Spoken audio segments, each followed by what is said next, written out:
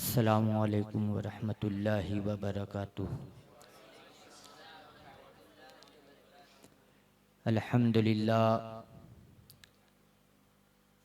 अल्हम्दुलिल्लाहि रब्बिल आलमीन वस्सलातु वस्सलामु अला सय्यदिल मुरसलीन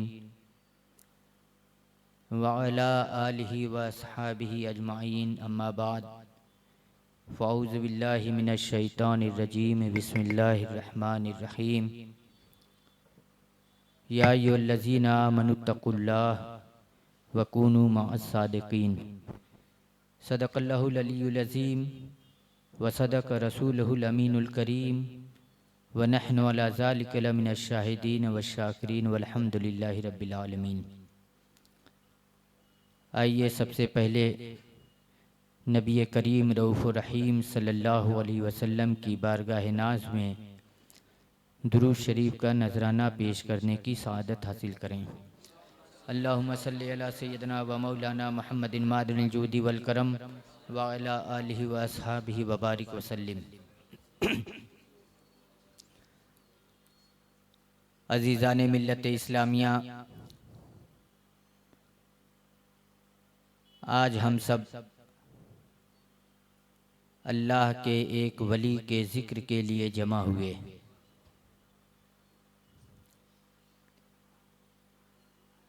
आज का खुसूसी खिताब हज़रत अल्लामा मौलाना मुफ्ती मोहम्मद अख्तर हुसैन अलीमी कादरी ताजुल फ़ुक़हा मद्दज़िल्लहुल आली का है।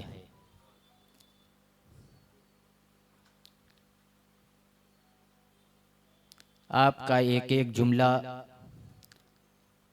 मसलके आला हजरत की तर्जुमानी है। आप हुजूर सैयदना ताजुश शरिया अलैहि रहमत व रिज़वान और हुजूर मुहद्दिस कबीर मद्दज़िल्लहुल आली के मोअतमदे ख़ास हैं। मुझे यकीन है कि जब आप उनका खिताब सुनेंगे तो आपका ईमान तरोताज़ा हो उठेगा। अज़ीज़ाने मिल्लत इस्लामिया,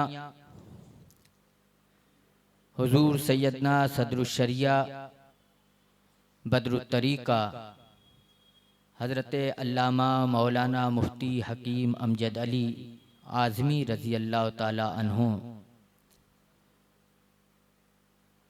हुजूर सैयदना सरकारे आला हज़रत रज़ी अल्लाह ताला अन्हु की बारगाह में बहुत मकबूलियत रखा करते थे।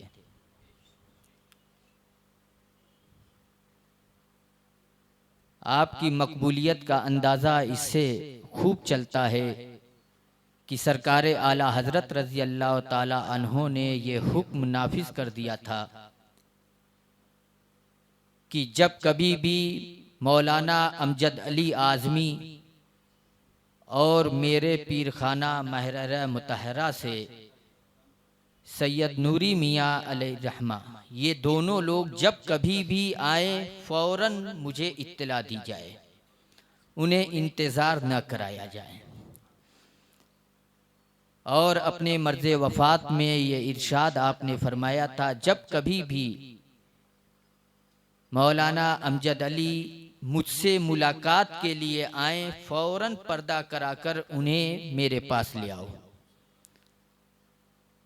इन दोनों वाक़यों से आप खूब अंदाज़ा लगा सकते हैं कि सदरुश शरिया का क्या मकाम व मर्तबा आला हज़रत के वहाँ था। और सदरुश शरिया की भी वो ज़ात की ऐसी अजीम अकीदत सरकारे आला हज़रत से थी कि बिल्कुल गुलामाना फिदाकाराना आप पर फिदा थे।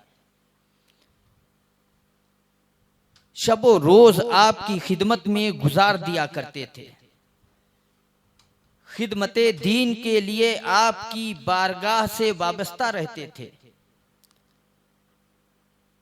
और अकीदत इस दर्जे की कि सरकारे आला हजरत के जितने भी खलीफा हुए उन सब खलीफों में आपको एक आला मकाम हासिल था। और अकीदत का नजराना यूं पेश किया कि आपने अपने सब बच्चों को आला हजरत का मुरीद कराया, और जो आला हजरत के बाद दुनिया में तशरीफ लाए उन सबको मुफ्ती आजम का मुरीद कराया। किसी को भी अपना मुरीद नहीं किया। ये उनकी अकीदत किस दर्जे की थी सैयदना आला हजरत से कि सबने तो अपनी खानकाहें बना ली, लेकिन हुजूर मुफ्ती आजम हिंद अलैहि रहमत व रिजवान इरशाद फरमाते हैं, जब आपकी बारगाह में सदरुश शरिया का जिक्र होता है तो आपके आंखों से आंसू जारी हो जाते हैं, और फरमाते हैं कि सदरुश शरिया उन्होंने अपना कोई घर नहीं बनाया, उन्होंने बरेली ही को अपना घर समझा। उन्होंने अपनी कोई खानका नहीं बनाई, उन्होंने बरेली ही को अपनी खानका जाना। ये सदरुश शरिया को किस दर्जे की अकीदत और मोहब्बत सरकारे आला हजरत से कि अपना सब कुछ सैयदना आला हजरत पर निसार कर दिया उन्होंने। और फिर अकीदत भी देखें कि किस पाए के आप मुहद्दिस और फकीह हैं कि खुद आला हजरत इरशाद फरमाते हैं कि मौजूदीन में तफक्कुह जिसका नाम है, मौजूदीन में हम और आप जैसे लोग नहीं बैठा करते थे आला हजरत की बारगाह में। अपने जमाने के इल्म के पहाड़ आला हजरत की बारगाह में बैठते थे। हजरत सैयदना सदरुल अफाजिल हुजूर सैयदना हुज्जतुल इस्लाम, हुजूर सैयदना मुफ्ती आजम, हुजूर सैयदना मलिकुल उलमा, ऐसे ऐसे अजीम ऐसी अजीम हस्तियां आला हजरत की बारगाह में बैठती थीं। उसके बावजूद सैयदना आला हजरत इरशाद फरमाते हैं कि यहाँ मौजूदीन में तफक्कुह जिसका नाम है वो मौलवी अमजद अली में सबसे ज्यादा पाइएगा। सरकारे आला हजरत की बारगाह में आपका कितना मकाम, उसके बावजूद जब सरकारे आला हजरत की वफात शरीफ हो जाती है तो सरकारे सदरुश शरिया 3 दिन तक सोते नहीं, आंखों से आंसू जारी है। ये सोचते हैं या अल्लाह अब उम्मत के पेचीदा मसाइल आएंगे तो हम किसकी बारगाह में रुजू करेंगे? कौन है जो हमारे गम का मदावा करेगा? कौन है जो हमारे पेचीदा मसाइल को हल करेगा? ये सोचते रहते हैं। वहां ये नहीं सोचते हैं कि सरकारे आला हजरत तशरीफ ले गए तो मैं उनकी बारगाह में सबसे अजीम फकीह कहलाया गया तो मैं तो मौजूद ही हूँ, मैं उम्मत के मसाइल को हल कर दूंगा, मैं अपनी तहकीकात को उम्मत के सरों पर मुसल्लत करूंगा। उन्होंने ये नहीं सोचा, बल्कि ये सोच रहे हैं कि सरकारे आला हजरत अब नहीं है हमारे दरमियान तो हम किनके पास जाएंगे और उम्मत के पेचीदा मसाइल को रख करके उनका हल हम तलाश करेंगे। ये कैसी वालिहाना अकीदत है कि आला हजरत की वफात भी हो गई फिर भी आला हजरत का गम किस तरह से सता रहा है कि आप मौजूद होते तो आज हमें उतनी दिक्कत और दुश्वारी का सामना नहीं करना पड़ता, हम आपकी बारगाह में जाते और उम्मत के मसाइल को हल करा लेते। बहारे शरीयत के मसाइल को पढ़ पढ़ कर आज जो लोग फतवा दे दिया करते हैं, बल्कि फतवा नकल कर लिया करते हैं, वो लोग भी उनमें भी कुछ ऐसे भी पाए जाते हैं जो ये तमन्ना करते हैं कि ये बुजुर्ग लोग जाएं तो फिर हमारी ही हुकूमत होगी। अल-इयाज़ु बिल्लाह। देखे सरकारे सदरुश शरिया किस तरीके से हमारी रहनुमाई कर रहे हैं और हमें क्या तरीका बता रहे हैं कि हर वक्त इंसान अपने बुजुर्गों का मोहताज रहा करता है। अगर बुजुर्ग का साया सर से उठ जाए तो फिर रहनुमाई मुश्किल हो जाया करती है। इसलिए बुजुर्ग के फैजान ही से रहनुमाई हासिल होगी। सरकारे सदरुश शरिया ने हमें वो तरीका बता दिया कि आप इल्म के कितनी भी ऊंचे मंजिल पर फायज हो जाए, कितनी भी ऊंचे मकाम पर चले जाए, लेकिन आप अपने बुजुर्गों से कभी बेनियाज नहीं हो सकते हैं। जब तक आप अपने बुजुर्गों के दामन को थाम करके लोगों की सही रहनुमाई करेंगे, उसी वक्त बुजुर्गों का फैजान आपको मिलता रहेगा। आज तो हालात बड़े पेचीदा हो गए। आज तो हम थोड़ा सा पढ़ने के बाद हुजूर ताजुश शरिया से मुकाबला करने चले आते हैं। हुजूर मुहद्दिसे कबीर के इल्म पे उंगलियां उठाने लगते हैं।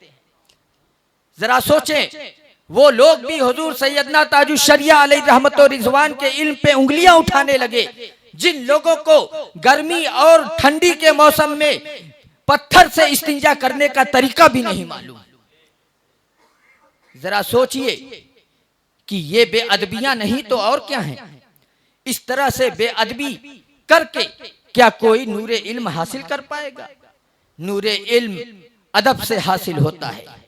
जब तक हम अपने बुजुर्गों का अदब नहीं करेंगे, हम सही तौर पे न खुद रास्त पर होंगे, न लोगों की रहनुमाई सही कर पाएंगे।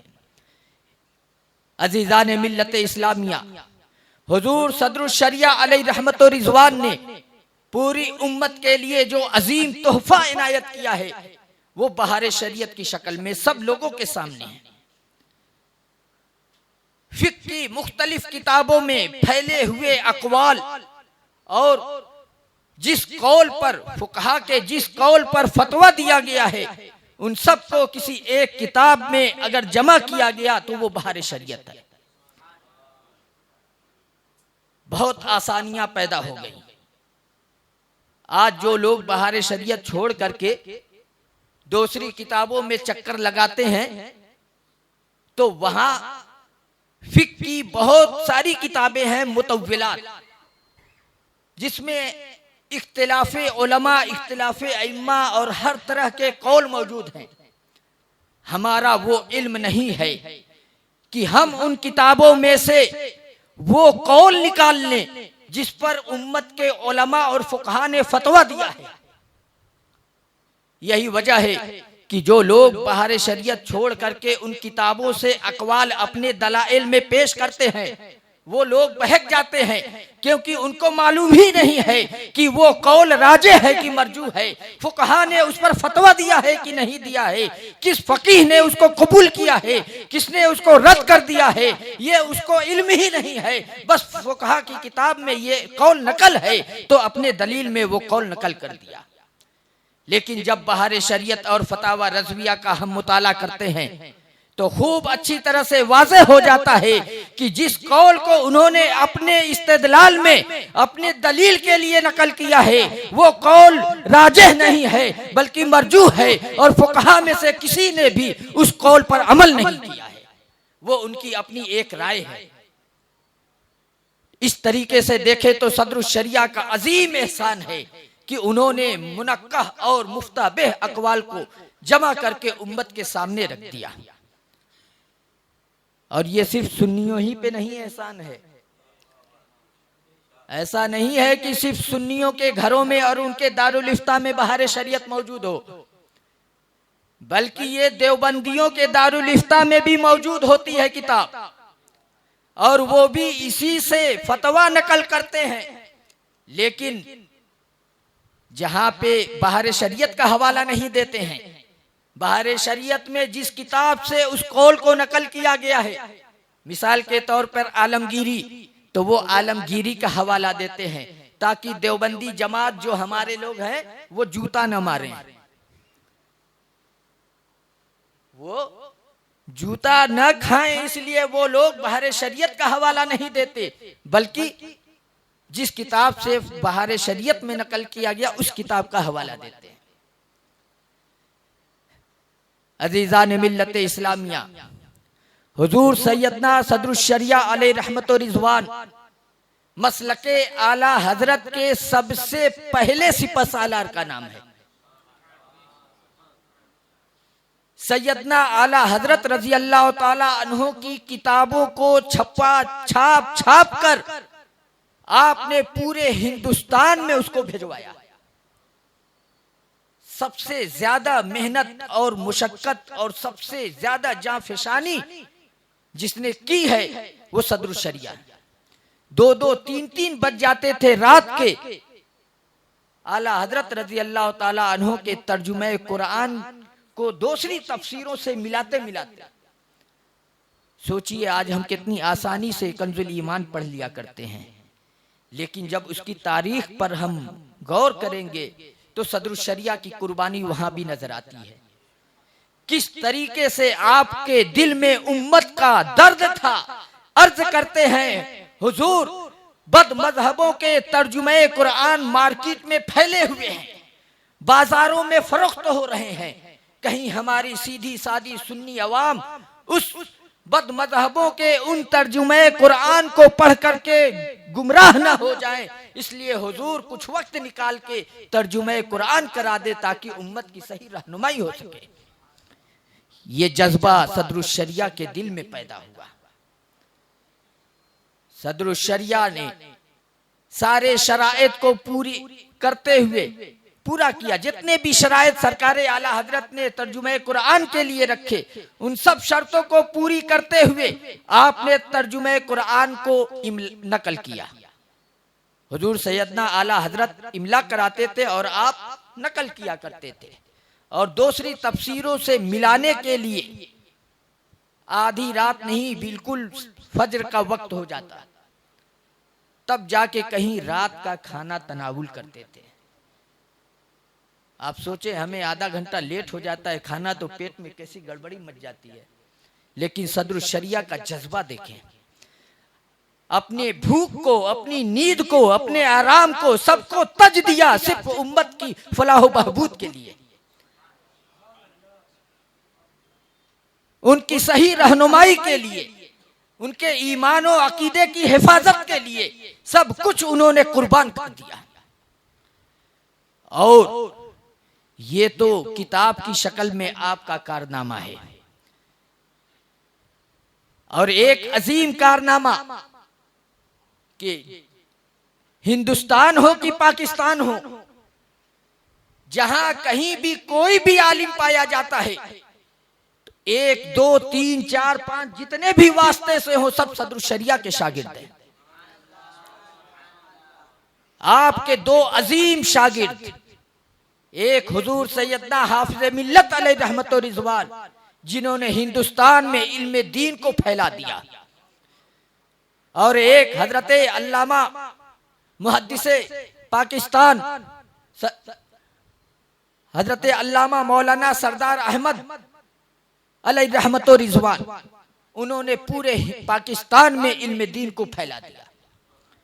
ये 2 ऐसी अजीम हस्तियां हैं जिनको आला हजरत ने, जिनको सदरुश शरिया ने पैदा किया, और ऐसा आपको इल्म का मंबा बना दिया कि जहां कहीं भी आप दोनों ने कयाम किया, वहां पे इल्म के दरिया बहा दिए।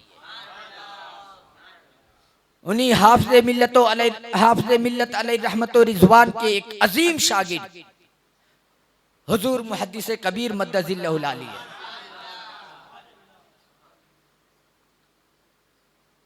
सरकारे हाफिज मिल्लत अलैहि रहमत व रिजवान और सरकारे सदरुश शरिया अलैहि रहमत व रिजवान के इल्मी जानशीन का नाम हुजूर मुहद्दिस कबीर है।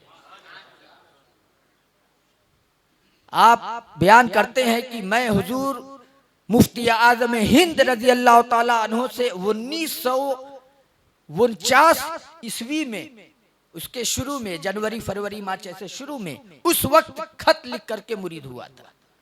तो आज सोचिए 72 साल पुराने आप हुजूर मुफ्ती आजम हिंद के मुरीद, शायद इतना पुराना कोई मुरीद भी उनका न हो। और हिंदुस्तान में कोई भी ऐसा शख्स इस वक्त नहीं पाया जाता होगा जिसने हुजूर हुज्जतुल इस्लाम रज़ी अल्लाह ताला अन्हु की ज़ियारत की हो, सिवाय मुहद्दिस कबीर के। इतनी अजीम हस्ती कि हुजूर सरकारे आला हजरत के दोनों शहजादों की जिसने ज़ियारत की है, उसका नाम हुजूर मुहद्दिस कबीर है। आज हुजूर मुहद्दिस कबीर से भी इल्म में बहुत मुकाबला लोग कर लिया करते हैं, जबकि हाल ये है कि हुजूर हाफिज मिल्लत अलैहि रहमत व रिजवान हुजूर सदरुश शरिया के मज़ारे मुक़द्दस पर हाजिर होकर के हुजूर मुहद्दिस कबीर का हाथ पकड़ कर कहते हैं, और हुजूर सदरुश शरिया की तरफ मुतवज्जा होकर ये कहते हैं कि हुजूर आपने जो कुछ भी मुझे अता किया था मैंने सब मौलवी ज़ियाउल मुस्तफ़ा को दे दिया। सोचिए हुजूर हाफ़िज़ मिल्लत अलैहिर्रहमा को क्या क्या अता किया गया और उन्होंने क्या क्या अता किया, इसकी कोई तफसील नहीं। ये देने वाला जाने, लेने वाला जाने। लेकिन उसके बावजूद भी आज का माहौल ऐसा हो गया कि उनके इल्म पर उंगलियां उठाई जाने लगी, जबकि मोहताज का आलम इतना है, इस कदर मोहतात हैं, शहादत भी लेने के मामले में ऐसे मोहतात की दूसरे उलमा को तो मालूम भी नहीं कि शहादत किस तरह से ली जाती है। बाज लोग तो ऐसे कहते हैं तुमने चांद देखा, कहते हाँ मैंने देखा, अच्छा ठीक है हो गया। भाई कौन है अखियारा जिसने चांद नहीं देखा? 14वीं का चांद तो तकरीबन सबने ही देखा होगा, किसने चांद नहीं देखा है? लेकिन रुयत के मामले में ऐसे गवाही नहीं होती। आपने कब देखा, किस तारीख को देखा, किस सन का देखा, किस वक्त देखा, ये सब बताना पड़ता है ना कि आपने चांद देखा। हाँ मैंने चांद देखा, मैं झूठा तो नहीं हूं, चांद तो देखा ही हूं, कभी ना कभी तो देखा ही हूं। लेकिन इसी ईद का देखा, 15 रमजान को देखा था या 29 रमजान को देखा, इसकी तफसील तो न पूछने वाले ने पूछी न बताने वाले ने बताया। तो अब तो इल्म का ये आलम है कि इतने ही पे गवाही कबूल कर ली जाती है, जबकि हुजूर मुहद्दिसे कबीर का ये आलम है कि कब देखा, किस वक्त देखा, कैसा देखा, किस तारीख को देखा, किस सन का देखा, ये सब कुछ पूछते हैं। उसके बाद भी अगर तशफ़ी नहीं होती है तो गवाही भी रद्द हो जाती है कि इसके हालात क्या हैं। ये भी तो है कि उस गवाह के हालात कैसे हैं, ये सब तो मालूम होना चाहिए। लेकिन हालात आज के बहुत पुरखतर हैं। अवाम उलमा के ताबे हैं, लेकिन आज हालात ऐसे हो गए कि उलमा अवाम के ताबे हो गए। जो अवाम चाहती है उस तरीके से फतवा दे दिया जाता है, जबकि हमारे बुजुर्गों का तरीका यह है कि जब भी कोई उनकी बारगाह में आता तो मसला वही बताते जो शरीयत का होता, और शरीयत ही के मसला बताने में हम उसी के मुकल्लफ हैं। अल्लाह और रसूल ने उलमा को जो जिम्मेदारियां दी हैं वो ये है कि वो सही तौर पे उनकी रहनुमाई करे, और अवाम की ये जिम्मेदारी है कि वो उलमा की सही पैरवी करे, उन पे दबाव न डालें ट्रस्टियों की तरह। बहरहाल हुजूर सरकारे सदरुश शरिया अलैहि रहमत और रिजवान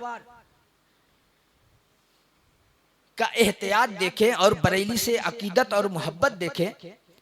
आपके एक बहुत चहीते मुरीद सैयद अब्दुल हक अलैहि रहमत और रिजवान मुबारकपुर के एक देहाती इलाके के थे, लेकिन अजमेर शरीफ में आप रहते थे। उनको फनाफी खाजा भी कहते हैं। वो अपनी अहलिया को लेकर के बरेली शरीफ हाजिर हुए उर्स के मौके पर, और कहते हैं हुजूर सदरुश शरिया से, हुजूर मैं अपनी अहलिया को लेकर आया हूं, उनको अपना मुरीद बना लें।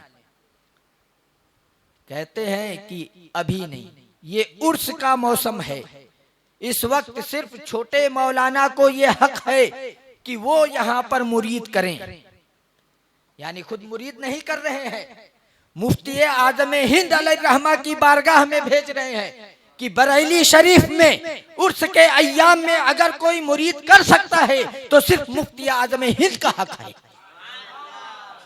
आज तो दूसरे के मुरीद को खींच के अपना मुरीद कर लेते हैं लोग।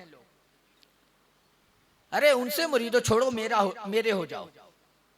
लेकिन सदरुश शरिया की मोहब्बत देखें,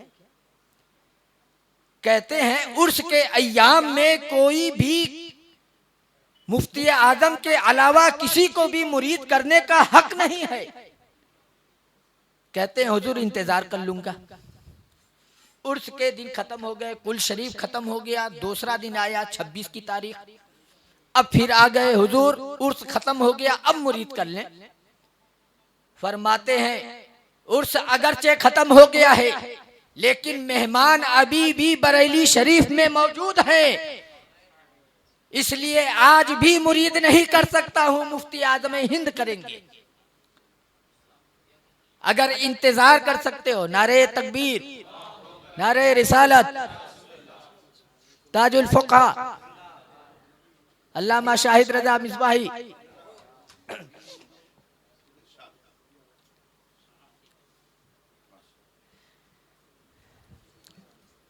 अब वो जानदार और शानदार तकरीर सुनने के लिए आप लोग तैयार हो जाएं। मैं तो बीच में बस एक वक्त जोड़ रहा था, नहीं हद औसत गिर जाता है जल्दी।